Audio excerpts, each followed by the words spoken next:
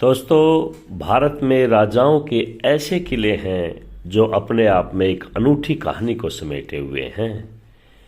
ये किले भारत की शान तो कहे ही जाते हैं, साथ ही साथ यहाँ की कुछ ऐसी रहस्यमय बातें हैं जो लोगों को सोचने पर मजबूर कर देती हैं। ऐसे ही एक किला मध्य प्रदेश के भोपाल में है, जिसके बारे में कहा जाता है कि यहाँ शासन कर रहे राजा ने खुद अपनी पत्नी का गला काट दिया। इसके पीछे एक बेहद हैरान करने वाली कहानी है। दोस्तों, आज हम आपको ऐसे ही किले के बारे में बताएंगे जो अपने भीतर कई रहस्यमय राज समेटे हुए हैं। यह किला है मध्य प्रदेश के रायसीना जिले में, जिसे रायसेन फोर्ट के नाम से जाना जाता है। यूँ तो यहाँ काफ़ी राज दफन है और इसे लेकर कई कहानियाँ भी हैं, लेकिन एक ऐसी कहानी जो खौफ और आश्चर्य से भरपूर है। कहते हैं कि यहाँ के राजा ने अपनी ही रानी का सिर काट दिया था। इसके पीछे एक लंबी कहानी है। दोस्तों, चलिए जानते हैं रायसीना किला के बारे में कुछ शानदार बातें। यह किला 1200 ईस्वी में बना था। किला शहरी की पहाड़ी पर स्थित है।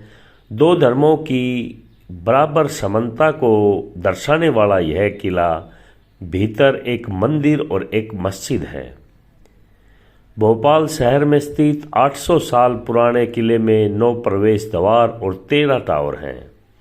इसके अलावा यहाँ कई गुंबद और मध्यकालीन की कई इमारतें है जो अब खंडर हो चुकी है।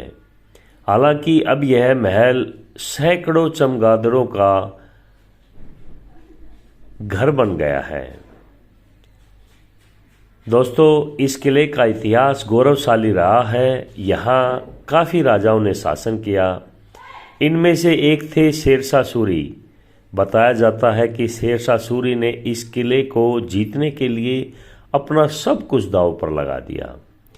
उन्होंने किले पर राज करने के लिए तोप बनाने के लिए तांबे के सिक्कों को पिघला दिया। अपनी इस मेहनत की बदौलत से ही वह किले को जीतने में कामयाब हो गया। यह भी कहा जाता है कि 1543 ईस्वी में शेरशाह सूरी ने इस किले को जीतने के लिए दूसरे राजा को धोखा दिया था। बताते हैं कि उस समय इस किले पर राजा पूर्णमल का शासन था।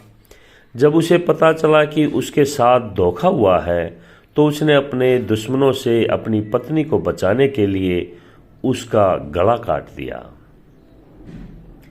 इस किले के बारे में एक और कहानी बड़ी दिलचस्प है, जिसके बारे में शायद कोई नहीं जानता।